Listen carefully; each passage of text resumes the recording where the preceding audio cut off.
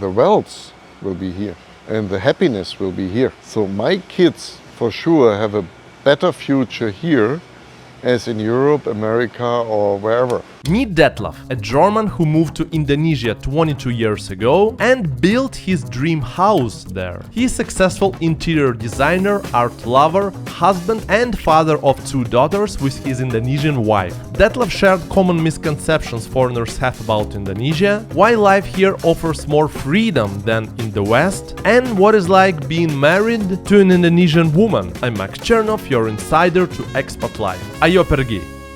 You remember your first impressions of Indonesia when you just arrived? The first impression was, of course, a little bit the chaos. Yeah? I was 36 when I came. If you're in this age, I think, and you've been a bit around the world, you know already what is fake and what is real. And I was in a very early stage, I had a very high respect for the people here, very high respect. Because this friendliness is, in the end, it's pure wisdom. So it's not a fake. If you go to certain holiday destinations where you get this as a fake, here everything is real. So you and think honest. here, mostly it's real. When people smile at you, they mean it. It is definitely real. They don't want your money, No, but normally they mean it, yeah? it's real. It's actually quite funny. When you live here short, the impression is more strong. You're still a virgin. Yeah? And at the beginning, my flight route was always Bali, Hong Kong, Frankfurt. So you come from Bali, still with this nice smile on your face, still under the impression of the elegant move of everybody. This elegant, nice, beautiful, positive expression. Then you come to the airport of Hong Kong, where you simply have breakdance at every corner of the people, especially of the people from China. And then you go back to Germany, you still kept a little bit of your smile, but you irritate people. Why are you smiling all the time? Right, you irritate people. Yeah. And that was an impression at the very, very beginning, what was A, confusing, and B, it was also a bit of a learning curve. I mean, I'm born in the north of Germany, where everything is a little bit more neutral and kept more, how to say, not so personal. Then we moved to Ulm in Germany, in the south of Germany, where everybody is extremely friendly, and the people say, Guten Tag on the street, whom you never saw before. So I know a little bit the difference of mentalities, but it was still a bit shocking. You know, you walk in Frankfurt Freskas or a beautiful road and you smile to the people and they don't know what to do with this smile. And of course, it's getting less than from yourself as well. Here you had this huge lunch and parties, and dinners, yeah? We had here, over 10 years, we had every Sunday full house. Let me explain you a little bit about the expectation on this house. Yeah. When I had my house before, you know, I'm in the interior design. I know exactly what I want. Yeah. In these days, when my contract was over 15 years ago, I thought, well, the house before, I rather want to have a closed box, glass, concrete, aircon. I stay in there. Yeah. I have maybe a little bit of view, and I do this, what I made my living from, so the contemporary furniture. So I asked a friend, come on, help me find a house, exactly like I said, a little bit contemporary. So, and he called me and he said, Detlef, I found something, but you will not like it. So, and I said, yeah, well, show me. And I still remember I was standing there, out there, and I was not even entering the house. I saw the house from down there, and I sat down. Done deal. So it's a little bit like you wish to have the Rolls Royce and you fall in love with the Volkswagen Beetle. So how Bali changed through these 22 years? What do you think about this change? Is it positive? Is it negative? Is it mixed feeling? Well, what changed was Bali started its tourism on one hand in a very hard way, back in the days in Sanur. But since the people of Bali did not agree in high-rising buildings, it was not allowed to build high-rising hotels.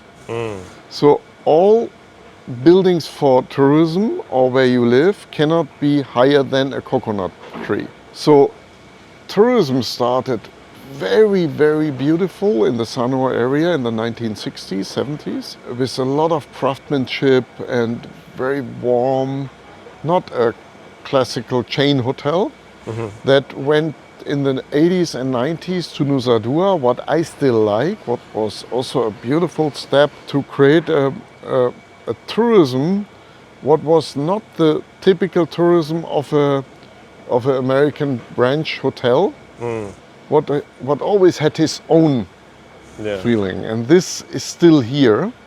Of course, some brands came here and did their own stuff, what they do all over the world.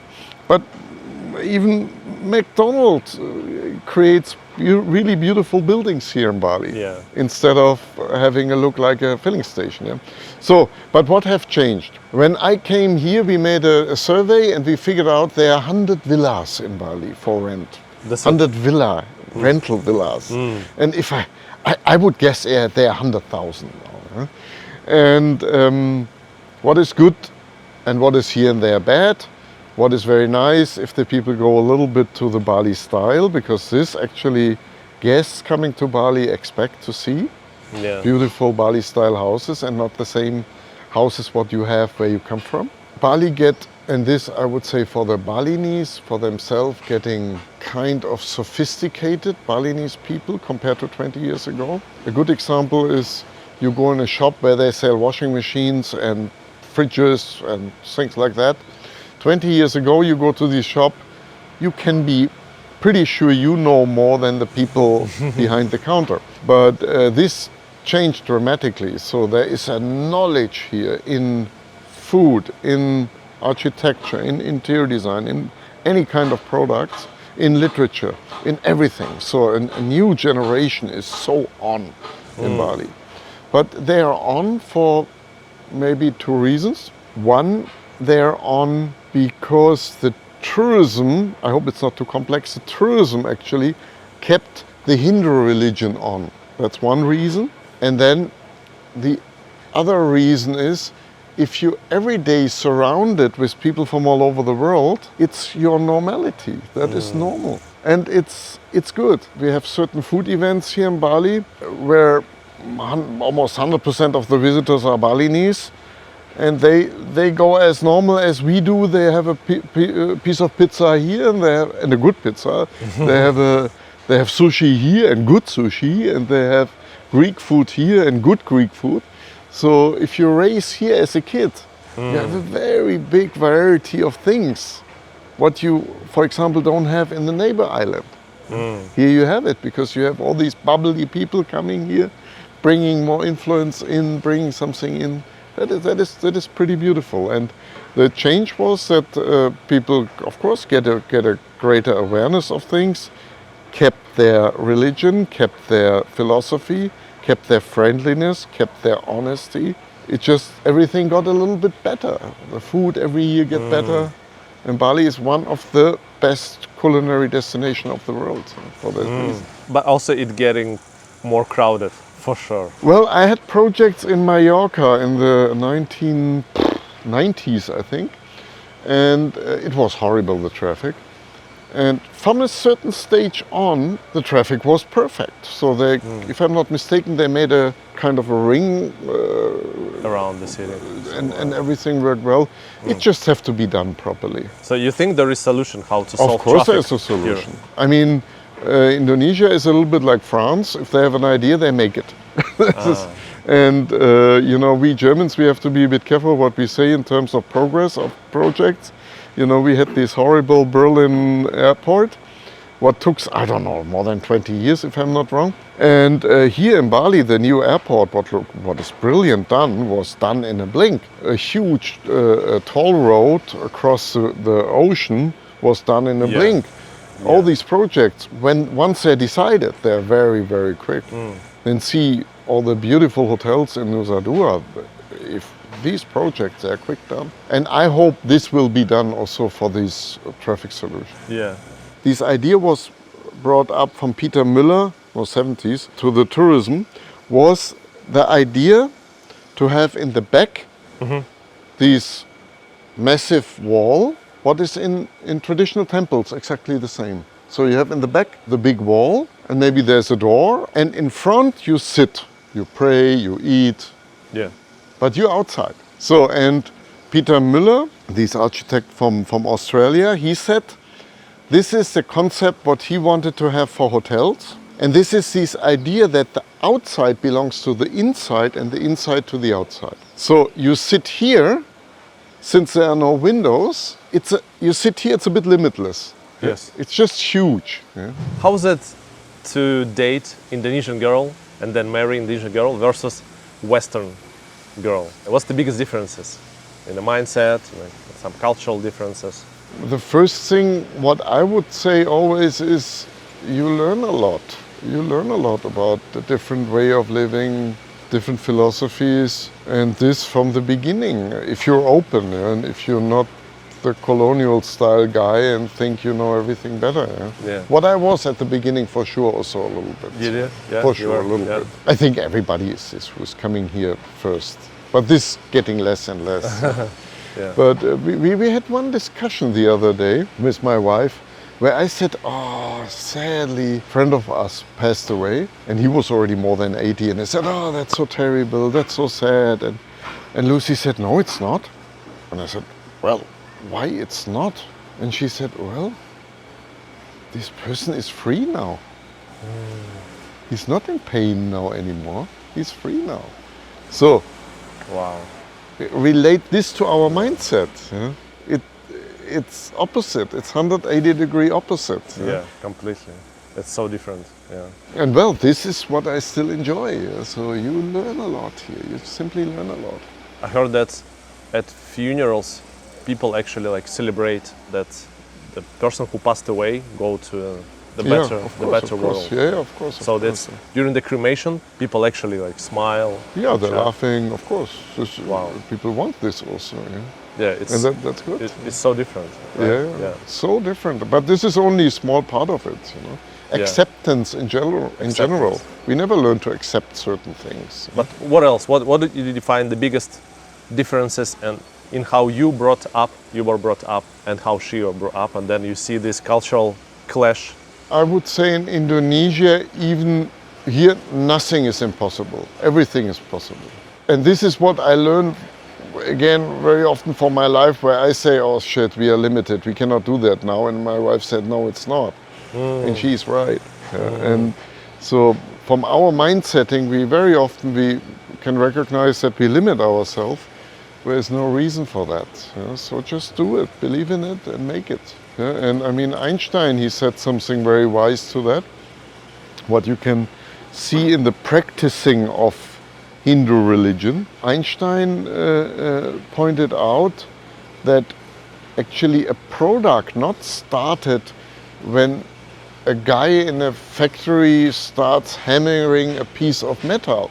The product starts as an idea in the head of a person. You have to have the believing to get this, to materialize it, this idea. And this I feel here sometimes is way less limits as we have. We are sometimes so captured also in our arrogance to know things better, it have to be this way, it have to be that way. No, it don't have to be. What are the biggest misconceptions you think people have about Bali?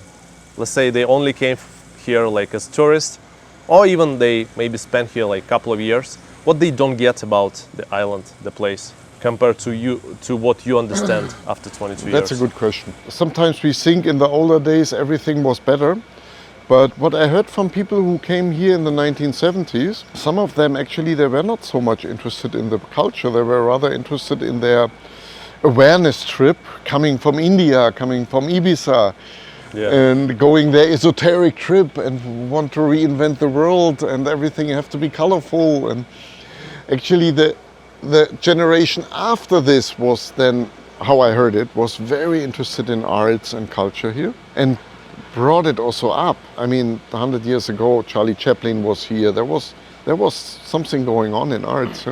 So what I wish there is that there is still this connection to to arts and philosophy. So what about the misconceptions? So you think people don't understand that Bali is so rich, let's say in terms of art, culture, and they don't see it if you only like 1 or 2 years here, you kind of... Well, what happened over the years was what is a bit of a mystery to me. I think social media is something very good, but I think social media create certain environments where you rather stay with this group of people as new people. So when I came here, the value of being here was actually to meet so many people from Indonesia. You know, if you have a discussion with my priest in Tabanan, wow, you can learn something. Yeah? Also from younger people, you know, you have a different mindset. If you're grown up with the Hindu religion, first thing what you learn is to accept. And if you have this, if you learn to accept what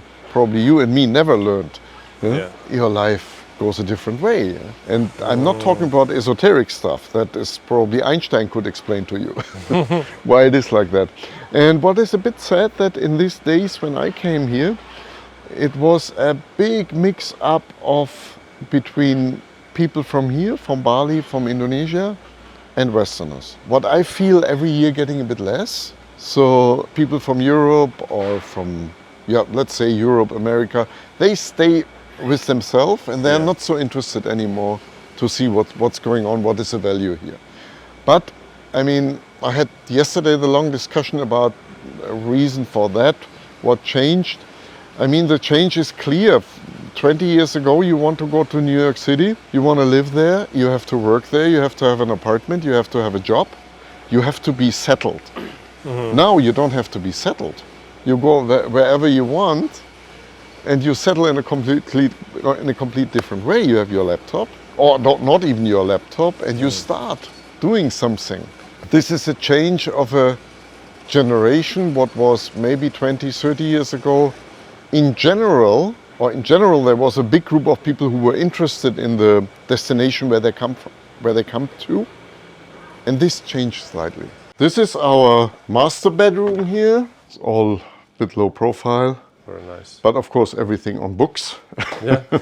Shower outside. Shower outside. Yeah. Also, brush teeth outside, toilet outside. I use the toilet, so it's basically outside. Yeah, all is outside. And this is what I like. Yeah. And I don't want to change this. I don't want to be inside. Yeah.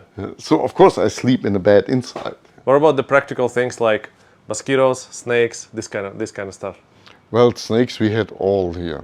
Yeah. But snakes don't like people so much. But we have a lot of stories about snakes. Is it? A lot of stories. Mosquitoes, of course, but they don't bite me, they bite my wife and they bite my daughters. So Okay. I'm a little bit out of this deal. For this house, I mean, it is beautiful, but of course, the more open it is, the more dirt is falling down. We have all the geckos. They poo everywhere. We have bats. They poo everywhere. So this is here one TV area then. Oh, that's very cozy. Yeah, but here you see what the poo is coming down on a daily basis. Okay. The bats? Yeah, the bats. When you came to Bali, did you have a gap year? You're trying to understand what you want to do, and then you started your project. Oh, how was it?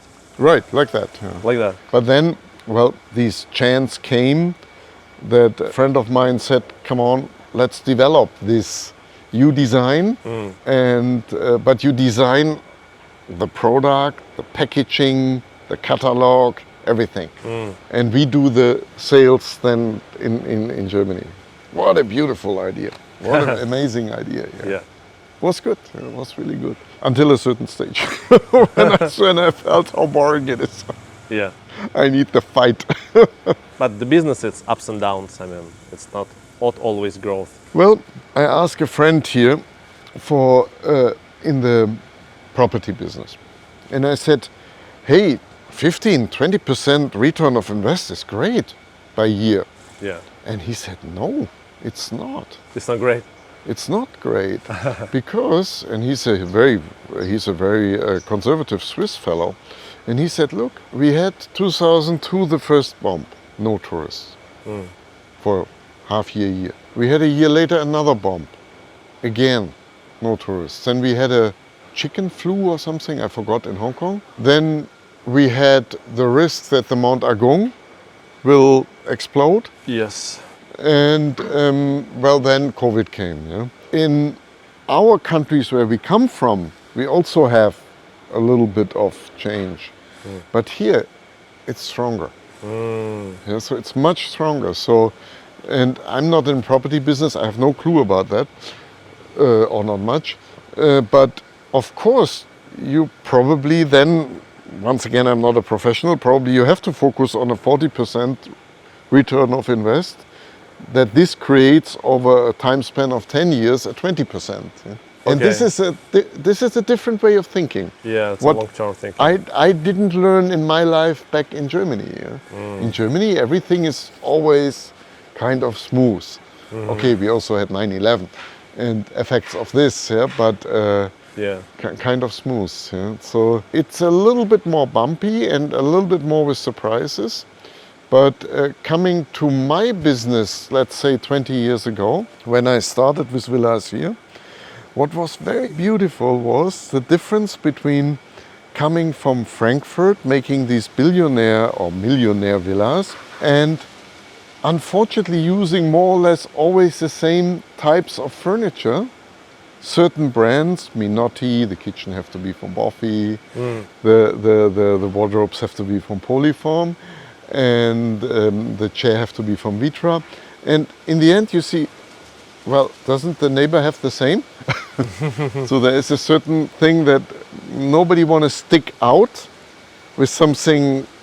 Right. You know, let's say in Frankfurt you cannot buy a Ferrari because it stick out. Yeah. So everything is a little bit of conservative. I mean, it's all wonderful products. They keep a lifetime, but it was sometimes a bit sad because the people, I think, did not do really what they wanted. Yeah. They did what the neighbors expected. Here in Bali, completely different. We made a house here where I don't want to live, completely in blue. Everything. All the furniture, all the walls, everything was in a certain blue. That was a client's request. Yeah, client, yeah.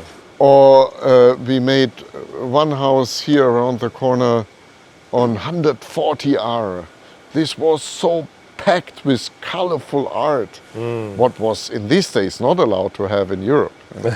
It was kitsch. Kitsch, yeah. And so people do here very often just what they want to do and don't care what the neighbors say. And that's beautiful. What are the areas in Bali you believe in? Because many people now real estate developers in Bali. Some of them say like Uluwatu, some of them say sell Ubud, Canggu, like villas or apartments. What do you think there will be there Well, what I want is very clear. here? Very good to develop actually the whole Jimbaran, Uluwatu, Nusa Dua, because you have to see in Uluwatu nothing grows. So there is no rice, you cannot plant rice or Yeah. something.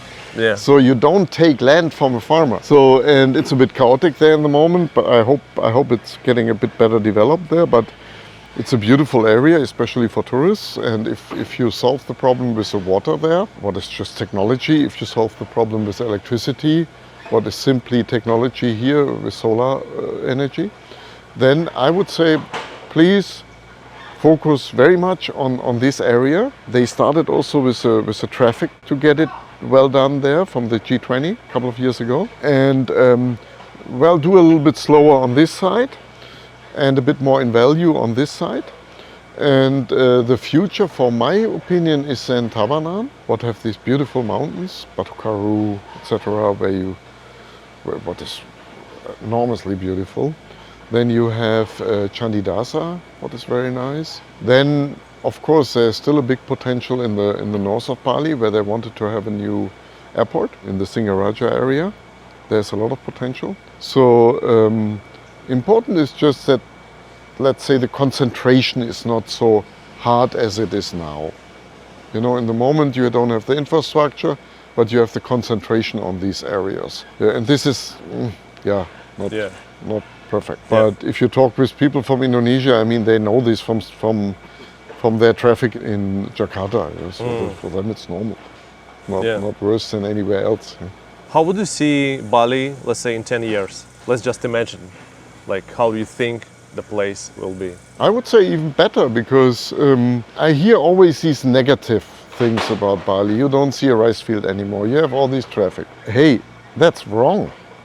I mean, you only go 10 kilometers in this direction where I go every day with my bicycle. Yeah. There are still hundreds, thousands of rice fields, and there are still beautiful villages, and there are still beautiful mountains. And for Bali, I think in terms of tourism, it's just a start. And Bali is a beautiful, honest location, so it will go better and it will be more beautiful. It's actually, it simplified the communication inside the house, all of these empty, like connected spaces. Interesting. I've never seen it this way, but for sure it does. Yeah. But also it a bit downgrade the privacy, no? Like the feeling of, Well, good point. You don't have privacy in Bali because you have staff. yeah, true. That's one of the big difference what you have to learn. If you come from Germany, you walk naked in your house, or you don't do it here Yeah, true. because you have stuff all the time. What do you feel now when you land to Frankfurt airport, like to your homeland? What's your feelings? How do you perceive Germany now? My home is Bali. I had an apartment since still, I think, 5 years ago. What I lost, I was terrible scared to lose this apartment. Then I lost it, and it was a big relief. And when I go to Germany now, I'm definitely a tourist. Of course, I have a lot of friends there. I have very little family there. It's a bit different. Italy is different than when I go to Milan. I had a lot to do with Milan before. There, my heart opens. In Germany, unfortunately, not so, sadly. But I hear this story often. Yeah, right. What do you mean you lost your house? Lost in which? No, I had a rental apartment, what I kept, Yeah. but what was not my apartment. I rented it. Ah. And it was actually illegal to rent an apartment for such a long time and not being there. Oh, And I was, in the end, I absolutely accepted it, and it was not legal what I did. I mean, there will be not a judge coming to you, but it was not fair.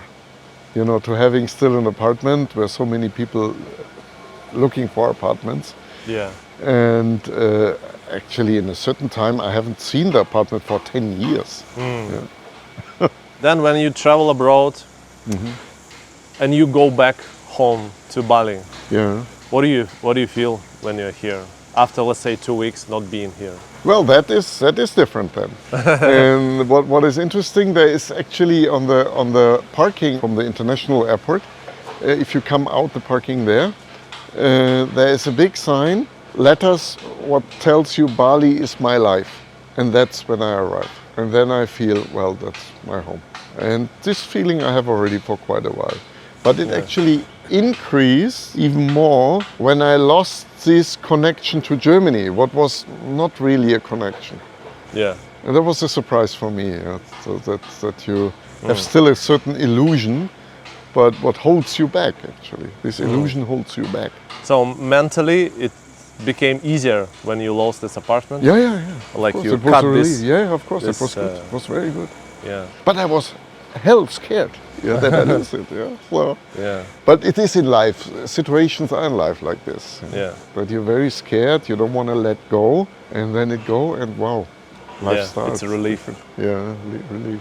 Would you ever go back to the Western world to live? No, I think not. No. Well, look, see it that way. I have kids here.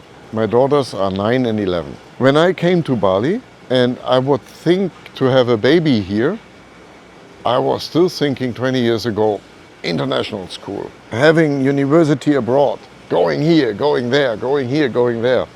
But, well, read a little bit world economics.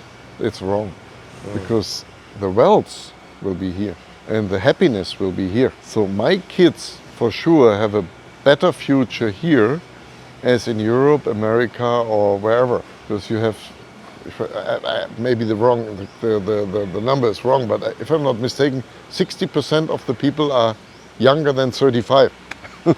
Yeah. Yeah. Where you have this? For sure not in China, for sure not in Europe, for sure not in Italy. So if you live in Europe right now, you have on one shoulder when you wake up in the morning the trouble in the Ukraine. You have on the other shoulder the trouble in Israel. On the other shoulder again, you have demography problems. And the next is, but this is a little bit stupid, but the people talking bad about the refugees coming to Europe. Not even know that they need them. So your life is packed with problems what you cannot change. You cannot change the Ukraine war. You cannot change the trouble in Israel. You cannot change the trouble with demography. You cannot change stupid people giving wrong information about wonderful people coming to Europe because they have to. Yeah? I have the decision here about how long I have to read the news. In Europe, I don't have this. I mean, we had in Germany this wonderful sociologist. He called himself Systemanalytik, Mr. Luhmann, and he was talking, if I'm not mistaken, 40 years ago about the white noise. And white noise is a phenomenon in electronics. White noise is a very important book from Don DeLillo. And white noise is this what he described as you wake up in the morning, 6 o'clock, from the radio alarm with the news. You go for breakfast. You have 40 years ago, you have your newspaper in your knees. Yeah. You step into your car going to the office, you hear the news. You meet your friends in the office, you talk about the news. You do this probably until the late night news at about 10 o'clock. And Mr. Luhmann said very clear, we human beings, we are not made for digest this in the time frame of 10 o'clock at night to 6 o'clock in the morning. So all these trouble, what we cannot change, is still stay with us. This is like in our DNA. And we cannot simply get rid of it. And this is so sad in the moment to live in Europe. Probably also in Russia it's sad in the moment. In Ukraine it's sad in the moment. In so many areas. In America it's sad in the moment. Because you are confronted through the media with trouble what you cannot change. And here in Indonesia it's simply the opposite. It's simply the opposite. You can decide. You check half an hour the news, what you hear from Europe or wherever, and it's done. Nobody will talk with you about it. So you can have simply a better life even from this point of view already. I don't know about big cities like Singapore, Hong Kong, maybe they're a bit different. But Bali for sure you can have a better life only from this point already. What would be your advice for foreigners coming to Bali? Like how to get the most out of this place, out of this beautiful island? Don't choose a land in the middle of the rice field. I was in the middle of the rice field here, but I have so many friends who always tell me, oh, I found a house in the middle of the rice field. Well, what happened after you found the house in the middle of the rice field or when you builded it? Someone else also find this place. Well, your house will be surrounded of other nice places in the rice field, and you will definitely don't have a rental income because nobody will rent this place where too many ugly building sites beside. Yeah? Do you think sometimes you can overdo it and there is escapism, like where people escape the real world? And in Bali, I know some people actually they go too much to that side, to more esoteric side, and lose the connection with the real world. Should it be the balance, you think, somewhere? Or you choose this balance? There is a famous writer from Edinburgh. I met him here in Bali on the Writers and Readers Festival. And he wrote in one of his books, he made a statement in this book from somebody. And I asked him where this statement is from. And the statement is, when we stop believing in God or religions, this means not that we believe in less, that rather means that we believe in everything. And this is from a very well-known Mr. Steiner from Paris, a German philosopher living in I think he's already dead, living in Paris. He made this statement. Of course, many of us are disconnected since we don't have this wonderful routine to go every Sunday to church. Yeah? That is a wonderful routine. I don't have it. And maybe I'm a more happy man when I do this. Hindu religion is already smart and we follow it, and it's maybe already a warranty for a better life. But of course, all over the world you have a lot of people, they don't know where is the truth, what they're looking for. And I mean, here we have tragic stories of people who get into these, for some people, esoteric dead-end street. I mean, a lot of people, it's also a lot of help for a lot of people having this, yeah? Yeah. But it's pretty tragic also sometimes to see that people only focus in this way, and sadly also very often staying very alone then. But this is a phenomenon all over the world. Yeah. It's here a bit concentrated in Ubud, because there are a lot of people offering a service for that, but that's a phenomenon all over the world. Yeah. How old are you, if I may ask? I'm now 58. 58. How does it feel to be 58? Well, I feel not older than the days when I came here, I would say. Because we have a different life, different lifestyle. So the aging did not start yet. Yeah. This feelable, what probably my parents had already when they were in my age. I think it is Yeah. like that. Yeah. Yeah. How's the happiness level like for you now compared to, let's say, 20 years ago or 30 years ago? There is an Italian writer, Andrea Camilleri. He just passed away a couple of years ago with 90 something. And Andrea Camilleri had his big success with writing books when he was 70 or 75. And he had one beautiful serial of books, very philosophic, crime stories from Sicily. He wrote in these books, the older that he get, the more he feel happiness, the more he feels sadness, and the more he feel this wonderful attracted by a situation. And this I can say about myself also. So the older I get, the more I feel, more positive I feel. Negative I would not say, but positive I feel more. Richer, it's richer to feel positive. Yeah. But this I learned actually from this book from Andrea Camilleri. Otherwise, since this change linear, I would not be able to recognize a change in myself. Yeah. But that was interesting to happiness you feel more. Maybe Bali also helps. It can be, because you're a little bit separated from the world news. Yeah.